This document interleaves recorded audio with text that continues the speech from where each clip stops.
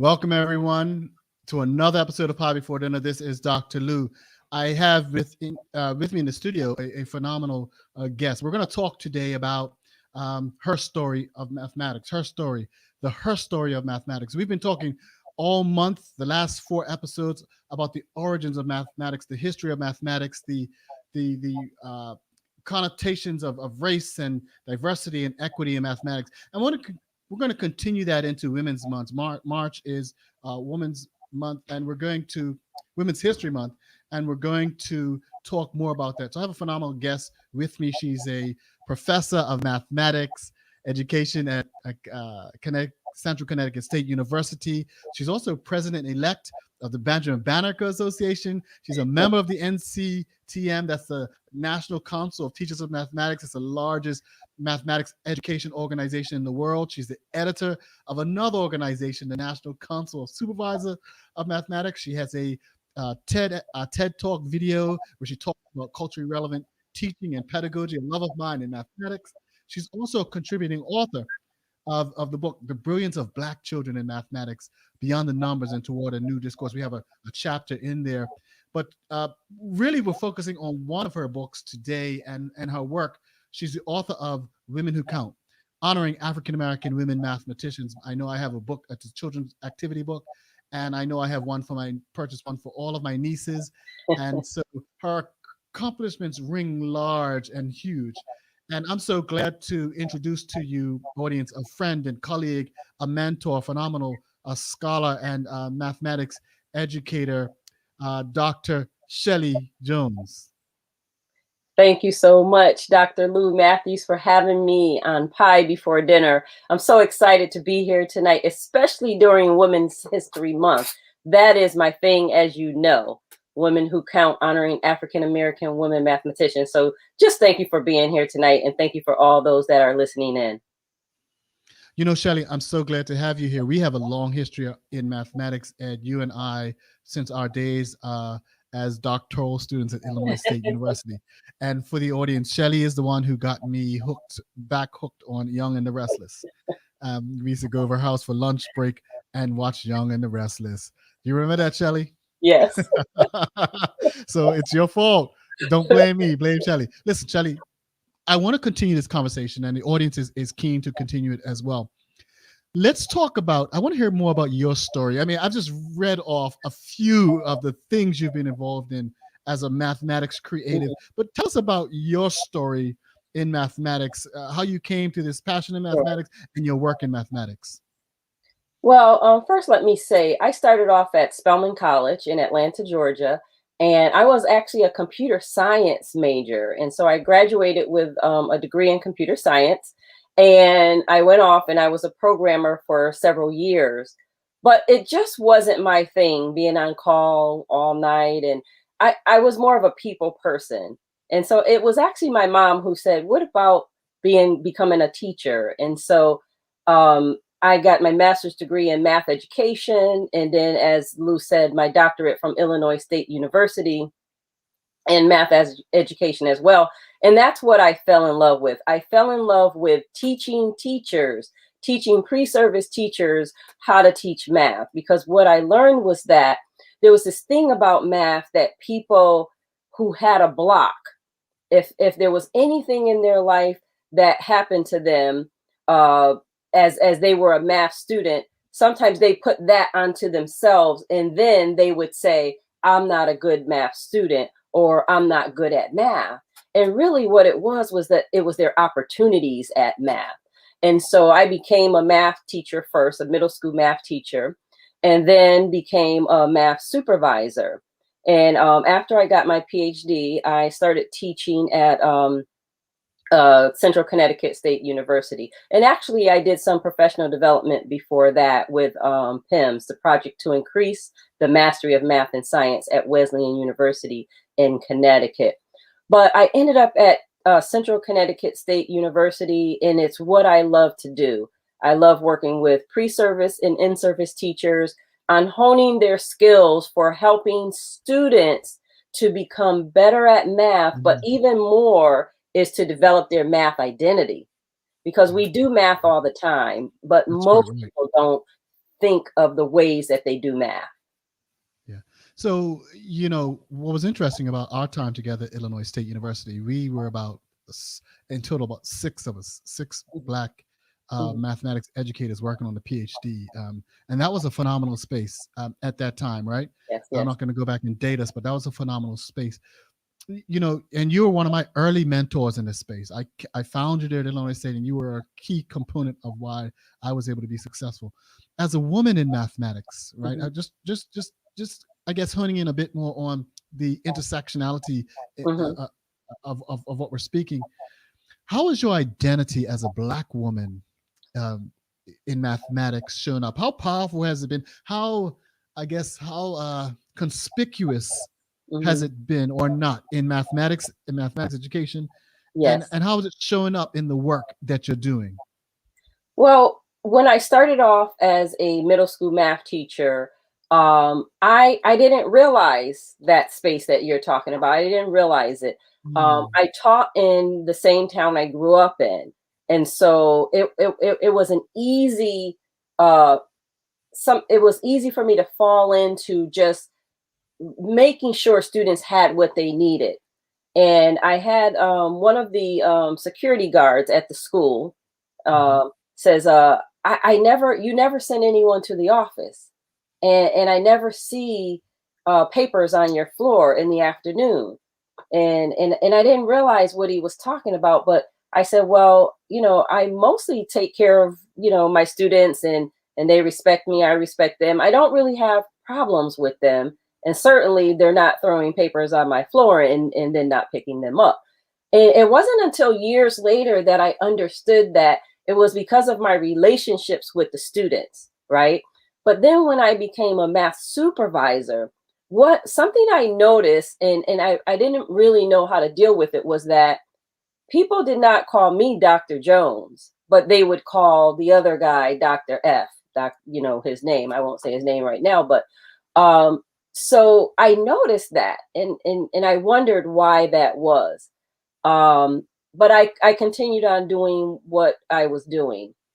And I just learned that I had to sometimes just continue on whether or not I got that recognition. But what I found out was that even when it didn't seem like I got the recognition for doing the things that I was doing, I was getting the recognition, because when I was ready to move on, I didn't burn any bridges, but I established new ones, and I was able to move on into different areas. And that's how I ended up at Illinois State University, getting my PhD, and then moving on into the supervision kind of role, and then on to the professorship.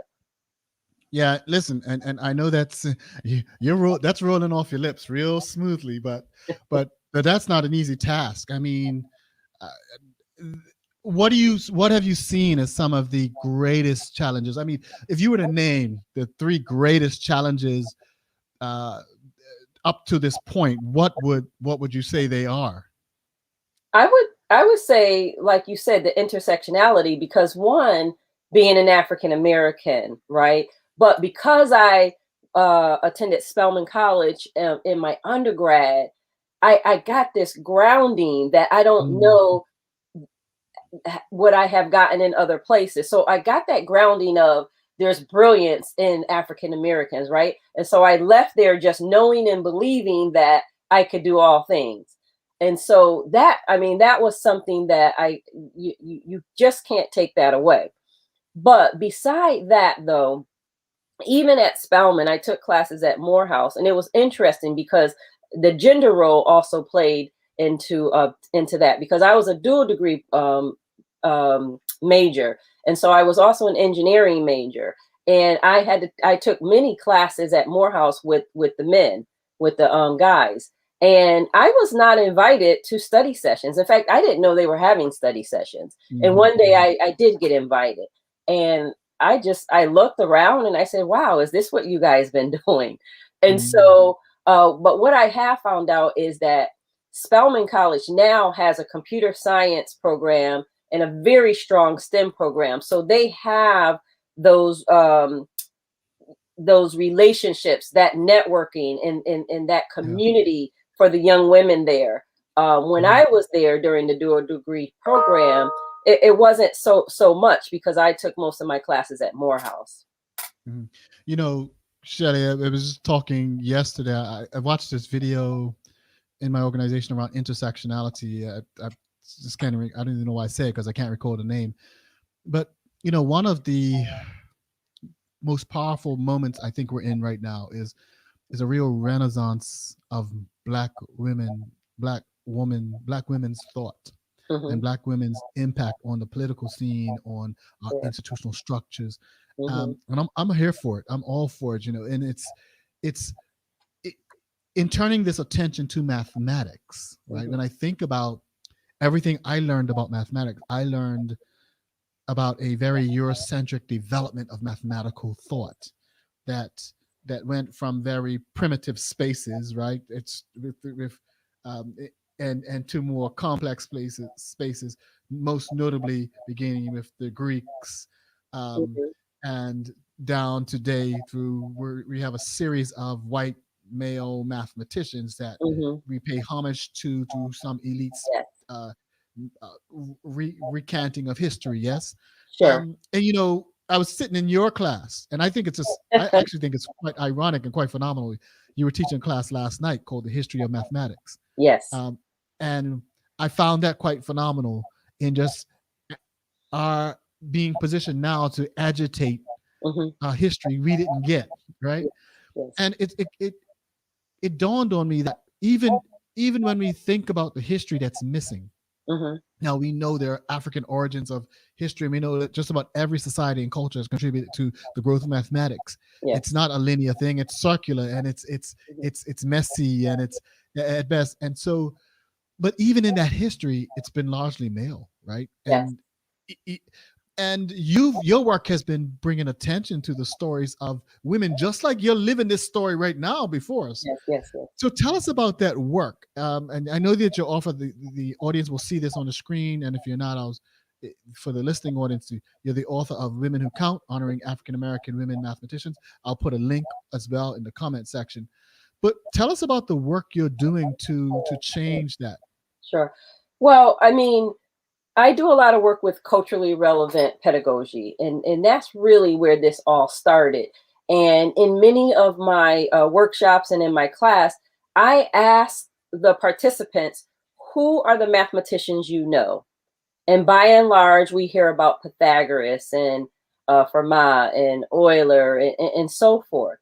More recently, we're hearing about people like Benjamin Banneker and Katherine Johnson, but that was only recently. And so when Hidden Figures came out, not even the movie, when the book came out, a colleague of mine said, Sarah McSorley says, have you heard of Hidden Figures? I had not at the time. She sent me a link. I looked at the book and I said, this is great. Let me buy it. I purchased the book. I didn't read the book right away. The movie came out and it just blew my mind because I said, first of all, how did we not know about these women? But in fact, when Margot Shetterly wrote the book, she also sort of said, well, you know, these women were just women I grew up with. So I didn't think very much of it. I just remember her as being Mrs. Johnson from church. But in fact, she was Katherine Johnson from NASA. And once I began to learn about these women, I began to research more African American women mathematicians. And I came across a site, Mathematicians of the African Diaspora. And boy, that was a website first created by Scott Williams at Buffalo. And I tell you, that website was just a nugget of information. And I just kept learning about the women and decided that I would write this book. And I began to reach out to some of the contemporary mathematicians, the mathematicians that are working in the field right now. So I have the first three, and then I have the pioneers, I have the unhidden figures, but then I have the contemporaries. When I learned about the contemporaries and reached out to them, by and large, they said, yes, I would love to be part of this work. And I always attend the National Council of Teachers of Math. I attend NCTM conference. But this particular year, I attended the joint meetings, which are the American Mathematical Society and MAA. Yes. And it was a whole new world, because even though we all teach math, I'm more on the K to 12 side, whereas the mathematicians are more on the collegiate side. And we have these two separate conferences. And I said, what is this? And so I began to meet many of the mathematicians, my contemporaries, and just learn about their life. And that's how the book was born. Now it's interesting. We're going to talk about a couple of folks, and you have a couple. You have at least one that we're going to talk about, and the other we'll mention through. Why don't you tell us a little bit introduce this mathematician that you would like to honor tonight, and let's speak about her life, but also let's analyze it in the context of today. Well, she's very relevant today. I mean, in Connecticut, we just had a law. Excuse me, I probably don't have it right, but it's called the Crown Law. And so even if I didn't say it right, basically it's about being able to wear your hair in its natural state and bring your full self to the job. Okay, that's happening right now. I haven't introduced her. I haven't introduced the mathematician yet, but I'm saying how close she comes to what's going on right now, because it's going on right now. Because you said, how is it connected? How is what she did connected to today? And I just yesterday or today, I saw on Facebook where this Crown Law had just been passed. But did you want to introduce her, or do you want me? No, you go ahead. You go ahead. So the person I'm talking about is Gloria Ford Gilmer. And she was born in 1928 in Baltimore, Maryland. She was the first African American woman to earn a PhD from Marquette in the curriculum and instruction in the School of Education. She started off in mathematics, so she got a bachelor's at I'll have to come back to where she got her bachelor's from, but at HBCU. And then she got a master's in math. So she got math, and then she went into curriculum and instruction. There was some time in between. But Gloria Gilmer is considered an ethnomathematician. And ethnomathematics is the study of math based on culture. And so all of that is really coming into play today when we talk about culturally relevant pedagogy, right? So Gloria Gilmer did a lot of work in ethnomathematics. She presented many presentations at NCTM, and she even did skits at the joint meetings. I mentioned the NCTM and the joint meetings. And her skits were on how women were treated, had inequitable treatment in mathematics. And this was back in the 70s. And so this is still going on today. But Gloria Gilmer, she also is known for writing a math paper and doing a fabulous presentation at NCTM on the mathematics of African American women's hairstyles, most notably cornrows, has tessellations in it, and then box braids has what we would call a growing pattern, where you can generalize the pattern in someone's hair and you can count the number of braids they have in their hair based on a formula. And so this is the type of work she did back in the 70s. And this is so relevant even for today. Yeah. Now, when we talk about Black people's hair, that was such an important message. they carried significant messages, right? I mean, just thinking about some of the coding signals that messages were used to that were transmitted through different patterns, and so even it's interesting just to hop on that point, how Black people have used mathematics to fight for liberation, fight for their freedom, and have weaponized mathematics, to counter how life has been weaponized against them. I just found that interesting, the different uses of that. Sorry, go ahead. You were saying something? Oh, No, I wanted to piggyback off of what you were saying. In some cultures, even the hairstyles kind of represented who you were in life. Were Mhm. you right? Were you a married woman, right? Or were you not married? So even that, even the hairstyles could tell that. You know, that's interesting because one of the ways in which we learned in your class last night, one of the ways in which Black people have been left out of the, I guess, the collection of math history is Hmm. because people who have collected that mathematics history couldn't understand all the ways in which mathematics was showing up. Hmm. And so showing up in our hair, showing up in these our houses, and showing up in these different ways, it can be very, very different and difficult for people to. It depends on your lens, right? Difficult for people to recognize it as mathematics. But we've always done mathematics, and our people Right. have always done mathematics, and it's so amazing to hear this. Any other interesting things from the life of Dr. Gloria Gilmer, Well, mathematician? yeah, she founded her own company called Math Tech. And her company really was a vehicle for her to do research and development to support math education for African Americans and for women. And so Oh. she, when she was finished with her academic career, she taught at two HBCUs, Coppin State University and Atlanta University, now Clark Mhm. Atlanta. But I will say that I want to say something about last night when you were a guest speaker in my class. And we talked about troubling the conversation a little bit because what happens, especially in college classrooms, is sometimes the students just want to know what you want to hear, right? And when you ask them, to really reflect on something, we were reading Crest of the Peacock, and we asked them to reflect on some things, and some of the things troubled me because I wanted them to dig a little deeper. And Mhm. so by asking them to do that and asking them some questions about, we were talking about the Ashango bone and how the students recognized that the Ashango bone had notches in it that sort of represented the prime numbers. And I said, and I asked, well, what would they have used the prime numbers for? And most students didn't think that deeply about that. And the thing I wanted them to know was that and I asked one of the students about why do we use prime numbers today, and they said, "Oh, to find the greatest common factor and the least common multiple." And I was like, "Well, why would we need to know that?"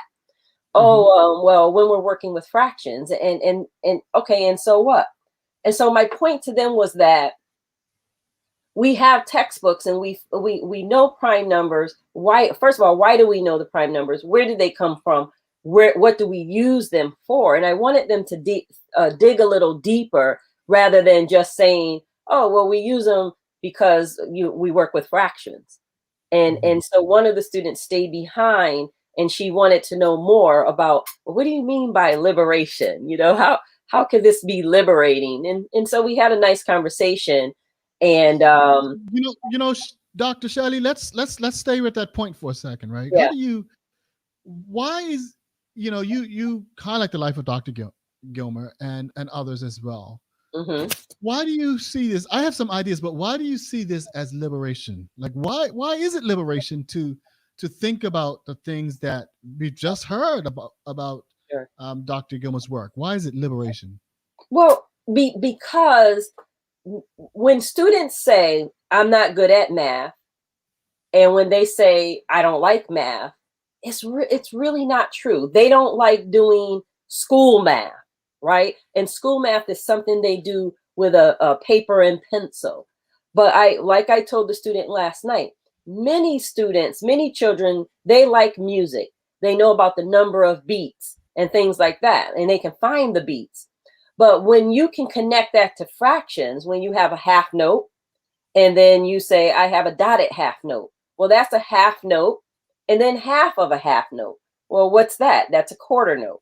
Well, if we were to add a half note and a quarter note, we get 3/4 or 3 beats. And so if we have 4 a time. And so if you can connect the mathematics you do to something that the students are interested in and that they identify with, right? That's their identity. So many students have they certainly have a music identity. They know and they love music, but they don't have a math identity. They don't have a positive math identity because they've been led to believe that they're not in math. They don't see themselves in math. They don't see the math connection to their own life. And so that's what I talked to her about, is we could liberate students if we help them to see that they are math. One of the students actually said that last night. There's math in everything we do, but we have to convince students of their own brilliance in mathematics. We have to convince them. Hey, They're not convinced. Listen. They're not convinced because the adults aren't convinced, right? I mean, some of us are carrying some serious traumas from our own miseducation, and the adults have to be convinced. One of the things that came up in the lesson that you were talking about in the history of mathematics class that you were holding last night was how, when we talk about the mathematics contributions of Black people, and it's almost an invisibility of women up until the 20th century, right? And if there was a subtitle to this show, it would be "The History of Math Didn't Start with the 20th Century." The history of women's history of mathematics didn't start with the 20th century, right? And you talked about this Ashango bone. The Ashango bone was discovered in Central Equatorial Africa, and they found this bone, right? And it had all these notches on it, and it looks like it almost looks like a silly bone. It just looks like a stick or something, until they started to study the bone, right? And found out that, wait a minute, this bone is notching prime numbers. This bone is notching base 5 and base 10, base 20, I'm sorry. And it looks like some sophisticated math. I like to think there was a woman who had notched that bone.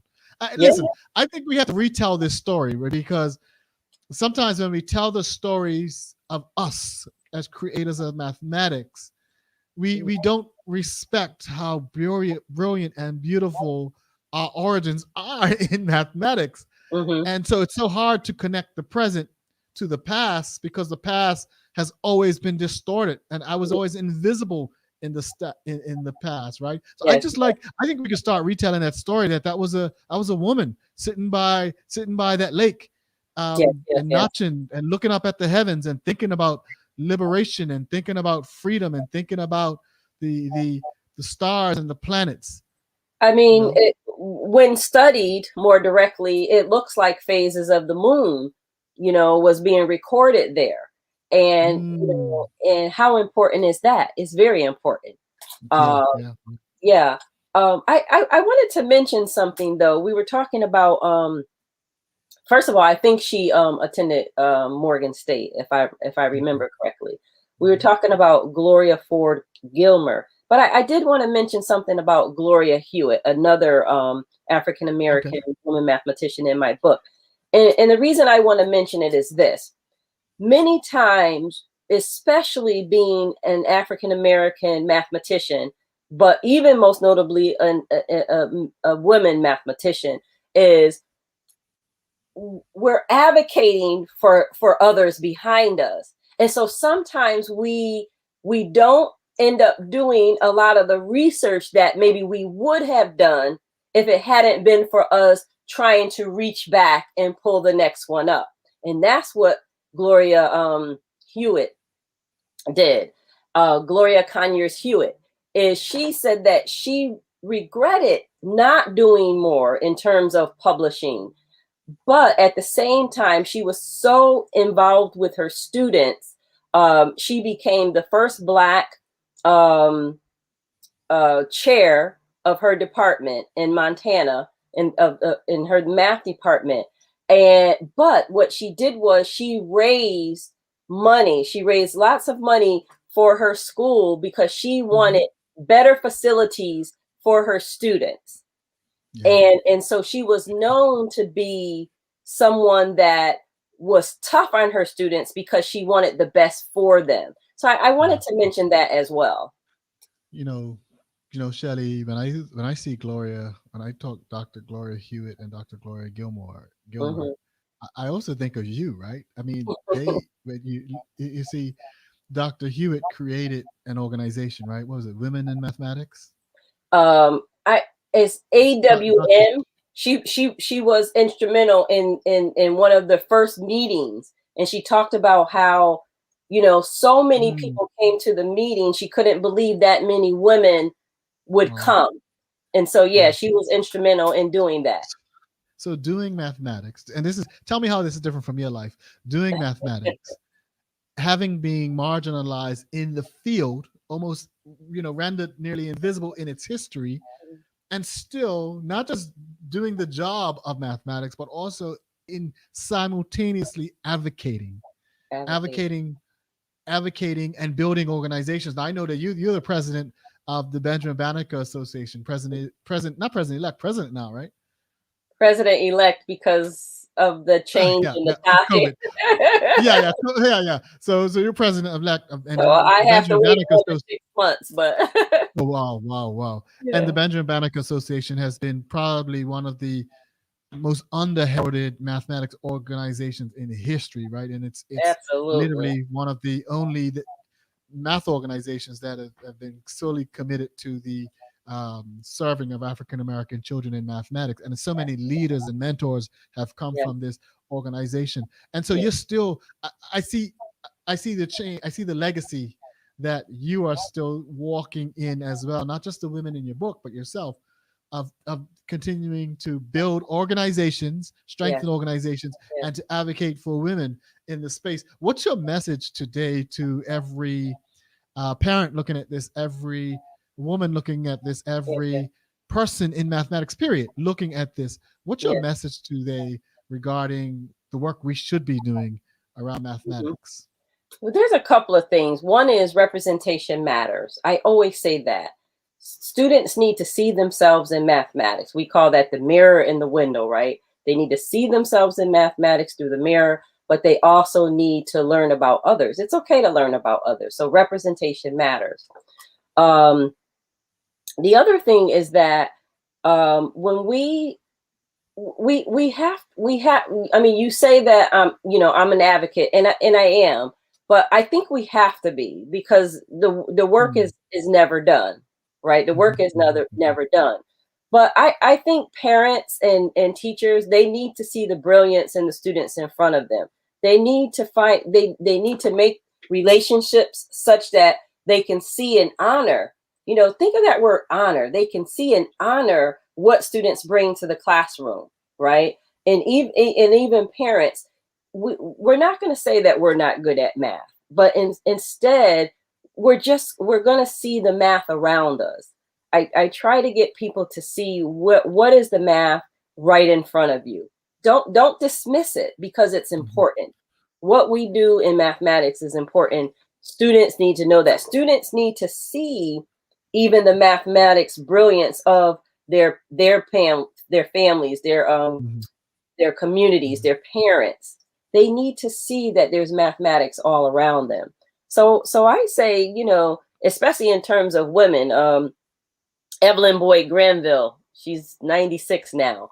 And she said when she was a little younger, they said, well, what would you like people to know? And she says that women have brains too, and we can do the work. Mhm. Mhm. And I want people to know that, especially in terms of African American women. And I think we're really showing that. You know, in my book, I talk about the first, and there's so many firsts in the book. Even in 2001, Dr. Talitha Washington, she earned a PhD in math from the University of Connecticut. She was the first. She was the first. I'm the first African American woman to be awarded a full professorship in my math department in my university. So we're continuing to be the first. Yeah. And Yeah. so your kid could be the first. Yeah, you know what's interesting, and this is why I love this show so much, and I want to thank the audience who has supported us and grown us over the last year. We're coming up on a year. We're almost near 32 episodes, and so I want to thank the audience. And if you're listening to this, you're listening to Pod Before Dinner Talking Math with Dr. Lou. Please go ahead and share this to your profile, share this because people like to listen to this, long after the fact. And we are keeping our library of this on our YouTube page as well. You can visit piebeforedinner.com /live and look at all of the talks that we're having like this. But, you know, um, Dr. Shelley, when I think about the work you've done, when I think about continuing this work and continuing this legacy, Mm-hmm. it's just so necessary that we keep gathering these voices, because you currently are making history as well. You see these firsts, we keep having these firsts, but I'm curious as to where it's being recorded, you know, and where it's being housed. And so it's so important that in this renaissance of Black thought in mathematics, it's clearly a renaissance to me of Black thought, Black media, Black content, Black representation.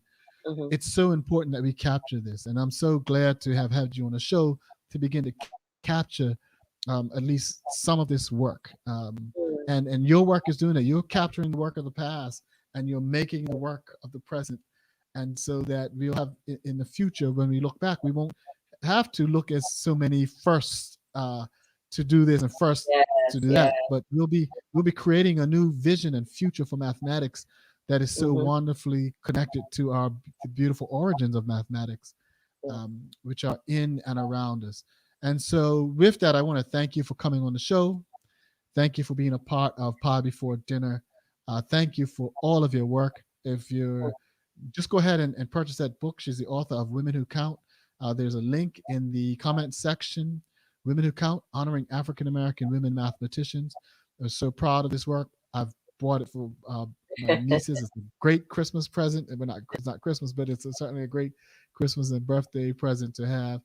Go ahead and show this video to your friends and your family. Thank you for coming, everyone. We appreciate you so much. You have been listening to Pie Before Dinner with Dr. Shelly Jones and Lou Matthews. Thank you very much.